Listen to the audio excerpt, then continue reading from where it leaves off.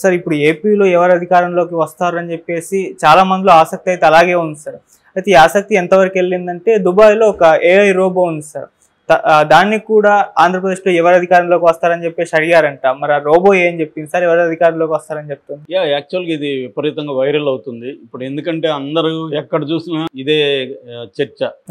ప్రపంచవ్యాప్తంగా ఆంధ్రప్రదేశ్ మీద ఇంట్రెస్ట్ ఉన్న ప్రతి ఒక్కరు, ఈవెన్ కర్ణాటక, తమిళనాడు నుంచి కూడా అడుగుతున్నారు, సార్ ఎవరు వస్తారు సార్, ఎవరు వస్తారని.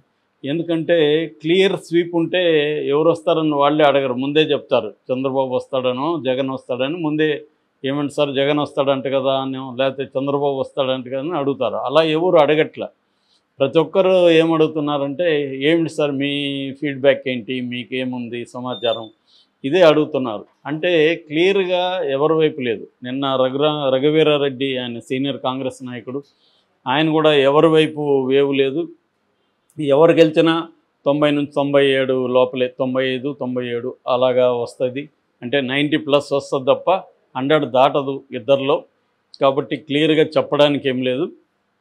అయితే ఇద్దరు కూడా 2000 కోట్లు ఒక్కొక్కరు ఖర్చు పెట్టారు, విపరీతంగా డబ్బులు ప్రవహించింది అనేది ఆయన చెప్పాడు. ఆయన చెప్పిన దాంట్లో కొంత వాస్తవం ఉంది. డబ్బులు 2000 కోట్ల ఎంత అనేది మనకి చెప్పలేం, కానీ ఖచ్చితంగా ఆ స్థాయిలో అయితే ఖర్చు పెట్టారు. పోటాపోటీగా చాలా చోట్ల ఇద్దరు ఇచ్చారు. రెండోది, గతంలో అయితే ఆ డబ్బులు పట్టుకునే వాళ్ళు ఇవన్నీ ఉండేది ప్రతిపక్షాలకి. ఈసారి జగన్ డబ్బులు కూడా ఎక్కడ సపరేట్గా దొరికినట్టుగా మనకి లేదు.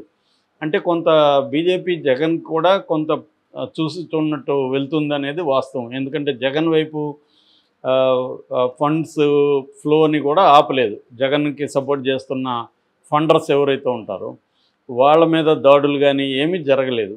కాబట్టి స్మూత్గా ఇది చెప్పారు. ఆయన ఎవరో ఒక విశ్లేషకుడు, ఇద్దరు మాట్లాడుకొని పంచుకున్నట్టుగానే ఉంది అన్నట్టుగా చెప్పారు.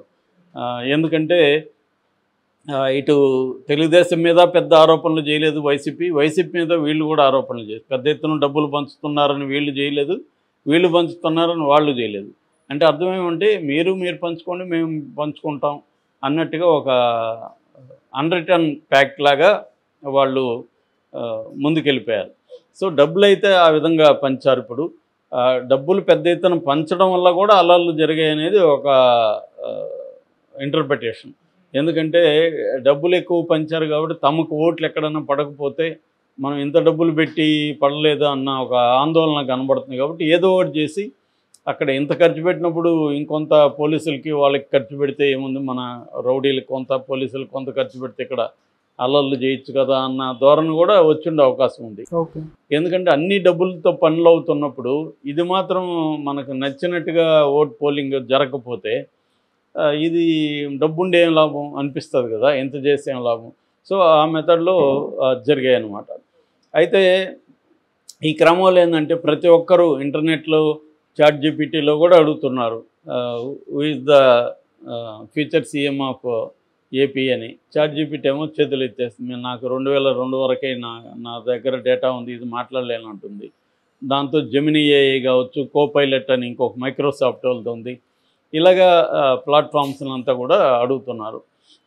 అట్లా కాకుండా రకరకాల పద్ధతులు ఎగ్జిట్ పోల్స్ని రిలీజ్ చేసేస్తున్నారు. మామూలుగా అయితే ఎగ్జిట్ పోల్స్ జూన్ 1 6 గంటల తర్వాత మాత్రమే చేయాలి. 6:30 వరకు డెడ్లైన్ పెట్టింది, కానీ 6 నుంచి రిలీజ్ అవుతుంటాయి. కానీ అప్పటి వరకు చేయకూడదు. కానీ ఇప్పుడు ఏమంటే ఏదో ఒక పేరుతో అప్సెల్గా మేము చేయట్లేదు కదా అన్నట్టుగా అన్అప్సెల్గా వదిలేస్తున్నారు. మరోవైపు బెట్టింగ్ బ్యాచ్ కూడా కన్ఫ్యూజ్గా ఉంది. ఇంతకుముందు అయితే బెట్టింగ్ బ్యాచ్ క్లియర్గా ఉండేది. ఇప్పుడు బెట్టింగ్ బ్యాచ్ కూడా ఎవరి వైపు బెట్టి గాయాలి ఏంటి అనేది కన్ఫ్యూజ్గా ఉంది. వాళ్ళకు కూడా పల్స్ అందట్లేదు. ఇది అంటే దీనికి కారణం ఏంటంటే తెలుగుదేశం నుంచి కూడా గట్టిగా ఈసారి మొబిలైజ్ చేయగలిగారు ఓట్లని, అందుకని పర్సంటేజ్ పెరిగింది. గతం కంటే 2019 కంటే కూడా ఈసారి 16 లక్షల ఓట్లు ఎక్కువ పోలైనాయి. సో ఈ 16 లక్షలు ఎందుకు ఎక్కువ వేశారు, వీళ్ళు ఎవరి వైపు వేశారు అనేది ఇప్పుడు ఒకటేమో జగన్కి తీవ్ర వ్యతిరేకత ఉందని ప్రచారం చేశారు. కానీ జగన్కి అంత తీవ్ర వ్యతిరేకత ఉన్నట్టు ఎక్కడా కనబడలేదు. అంటే ప్రజా ఉద్యమాలు కానీ ఆందోళన కానీ జగన్కి వ్యతిరేకంగా ఏమీ లేవు. జగన్కి వ్యతిరేకంగా ఎవరున్నారంటే కొంత అసంతృప్తి, అది కూడా జగన్ మీద తీవ్ర కోపం ఏం లేదు. ఎవరికి అర్బన్ మిడిల్ క్లాస్ వీళ్ళకి అంత పేదవాళ్ళకి పెట్టేస్తున్నాడని. చంద్రబాబు వచ్చి దానికంటే డబ్బులు ఇస్తాననేసరికి ఆ నెరేటివ్ కూడా బలం పోయింది. అంతకుముందు వాలంటీర్ల వ్యవస్థ మీద వ్యతిరేకత ఉంది. చంద్రబాబు వచ్చి ఇంకా నేను 10,000 ఇస్తానన్నాడు, అది పోయింది. అలాగే జగన్ చేస్తున్న ప్రతి పనికి డబుల్గా నేను చేస్తానని చెప్పాడు తప్ప చంద్రబాబు కొత్తగా ఏం చెప్పలేదు. ఫైనల్గా వచ్చి ఏం చేశారు, ఈ ల్యాండ్ టైటిలింగ్ మీద పట్టుకున్నారు. అది ప్రశాంత్ కిషోర్ ఇచ్చాడు ఐడియా అని చెప్తున్నారు. సో తాము ఇచ్చేవి పథకాలు కావచ్చు, సూపర్ 6 కావచ్చు, ఫ్రీ బస్సు, లేకపోతే ఎలక్ట్రిసిటీ, గ్యాసు, ఇవన్నీ పక్కన పెట్టేసి లాస్ ఆఫ్ అవర్షన్ అంటారు. లాస్ ఆఫ్ అవర్షన్ అంటే ఎవరికైనా మనం ఉన్నది పోతుందేమో అనే భయం ఎక్కువ ఉంటుంది కొత్తగా వచ్చేదానికంటే ప్రజలకి. ఈ సూత్రాన్ని ప్రకారం మన ల్యాండ్ పోతుందేమో, జగన్ ఆక్యుపై చేసుకుంటాడేమో, ఎందుకంటే ఈనాడు జ్యోతులు ఫుల్ పేజెస్ ఇచ్చారు దీని మీద. సో ఆ భయాన్ని రేకెత్తించారు. ఇన్ని చేసినా కూడా తెలుగుదేశం కూటమిలో కాన్ఫిడెన్స్ లేదు. జగన్కు వ్యతిరేకంగా పెద్ద ఎత్తున పోలైంది అని చెప్పుకోలేకపోయిన పరిస్థితి కనబడుతుంది. నిన్న కూడా మొన్న సండే కూడా ఎడిటర్ మన కొత్త పలుకులో కూడా ఏమన్నాడు, ఎగ్జిట్ పోల్స్ను కూడా మనం ఖచ్చితంగా నమ్మలేము అన్నట్టుగా రాధాకృష్ణ రాశాడు. అంటే రేపు ఎగ్జిట్ పోల్స్ జగన్ గెలుస్తాడన్నా కూడా ముందస్తుగా అవి కూడా నమ్మలేము అని. ఇక్కడ మన కేటీఆర్ కూడా అదే స్టేట్మెంట్, ఎగ్జిట్ పోల్స్ వచ్చినాక ఎగ్జిట్ పోల్స్ విశ్వసనీయత ఎంత అని ఈయన మాట్లాడాడు. నిజమే, ఎగ్జిట్ పోల్స్ 100% సక్సెస్ రేట్ ఉండదు, కానీ వాళ్ళకి ఖచ్చితంగా 60-70% అయితే సక్సెస్ రేట్ ఉంటుంది. సో ఎందుకంటే ఎగ్జిట్ పోల్స్ అప్పుడు నిజాలు చెప్పకపోతే లాభమే ఉంటాయి. కాకపోతే వాళ్ళు ఆనెస్ట్గా చేస్తారు, కానీ అది పల్స్ అందకపోవచ్చు ఒక్కోసారి. చాలాసార్లు ఏం జరుగుతుందంటే ఓటు నేను ఎవరికి వేసినానని చెప్పకపోవచ్చు. రివర్స్, నువ్వు తెలుగుదేశం వాడు అనుకో, నేను తెలుగుదేశం వాళ్ళకి వేసాను సార్ ఓటు అంటాం, వైసీపీ వాడికి నేను వైసీపీకి వేసాను అంటాం. ఇలాంటి ఇవి కూడా ఉంటుంది అనమాట. సో ఇలాంటి అనేక ఫ్యాక్టర్స్ వల్ల కొంత ఎర్రర్ అనేది ఉంటుంది. అయితే ఈ కాంటెక్స్లో ఏమైందంటే చాలామంది బెట్టింగ్ బ్యాచ్ కూడా సర్వే చేయించుకుంటున్నారు. ఆ మధ్య కూడా ఒక ఫ్రెండ్ చెప్పాడు, ఎవరో బెట్టింగ్ బ్యాచ్ చేయించారు, వైసీపీకి 112 వస్తున్నాయని చెప్పాడు. ఇంకొక బెట్టింగ్ అతనేమో మొత్తం అన్ని జిల్లాల్లో సర్వే చేశాము, తెలుగుదేశానికి 99 ఎంతో వస్తున్నాయని వాళ్ళు చెప్పారు. ఇలాగా రెండు వైపులా కూడా చెప్తున్నారు బెట్టింగ్ బ్యాచ్ కూడా. సో ఈ కాంటెక్స్లో ఒక విచిత్రమైన వార్త వైరల్ అవుతుంది. ఆ వార్త ఏంటంటే, దుబాయ్లో ఒక మ్యూజియం ఆఫ్ ఫ్యూచర్ అని ఉంది. అక్కడ మాయా అనే పేరుతో ఒక ఏఐ రోబో ఉంది. అక్కడ రోజు జనం వస్తారు, వచ్చి రకరకాల ప్రశ్నలు అడుగుతారు. ప్రపంచంలో ఏ ప్రశ్న అడిగినా కూడా ఈ మాయా ఇమీడియట్గా ఆన్సర్ ఇస్తుంది, ఏమి తడుముకోదు, గ్యాప్ తీసుకోదు. అందువల్ల అది బాగా సక్సెస్ అయింది. అట్లాంటి మాయాని మన తెలుగు వాళ్ళు అక్కడ దుబాయ్లో ఉన్నారు కదా, వాళ్ళకి కూడా పిచ్చే కదా, ఇంకా మనకంటే ఎక్కువ ఉంటుంది అక్కడ ఉన్న వాళ్ళకి, బయట ఉన్న వాళ్ళకి. వాళ్ళకేంటంటే అంత గందరగోళం ఉంది, ఏం జరుగుతుంది అన్నట్టుగా ఉంటుంది. సో వాళ్ళు రెండోది ఏంటంటే, వాళ్ళ ల్యాండ్స్ చాలా ఇక్కడ ఎన్ఆర్ఐ ల్యాండ్స్ అమరావతి చుట్టుపక్కల చాలామందికి ఉన్నాయి. ఆ మధ్య విపరీతంగా కొనేశారు. సో వాళ్ళందరూ కూడా తెలుగుదేశం కూటమి రావాలని కోరుకుంటారు. అందుకని ఎన్ఆర్ఐలో ఎక్కువ ఇంట్రెస్ట్ ఉంటుంది. సో వాళ్ళు వెళ్ళి నిన్న అడిగారంట.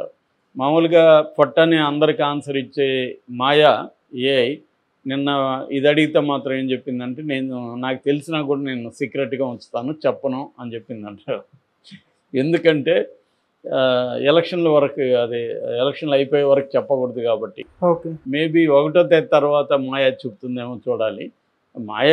మాయా కానీ ఏఐ కానీ ఎలా పనిచేస్తాయి అంటే, ఆల్రెడీ ఉన్న ఇన్ఫర్మేషన్ని క్రోడీకరించి అది మనకు అందిస్తుంది. ఇది వేగంగా చేస్తుంది, చాలా స్పీడ్గా సెకండ్స్లో చేస్తుంది. ఆల్రెడీ ఉన్న ఇన్ఫర్మేషన్ మనం ఇప్పుడు ఏదైనా ఒక విషయాన్ని అడిగామనుకో, హైదరాబాద్లో ఎంప్లాయ్మెంట్ రేట్ ఎట్లా ఉందని అడిగామనుకో, అది ఆల్రెడీ నెట్లో ఉన్న సమాచారంని గ్రహిస్తుంది. ఇమ్మీడియట్గా గ్రహించి మనకి ఒక ఆర్డర్లో ఇస్తుంది అనమాట. దీన్ని నాకు బుల్లెట్ పాయింట్లో డేటా కావాలి అంటే బుల్లెట్ పాయింట్లో ఇస్తుంది.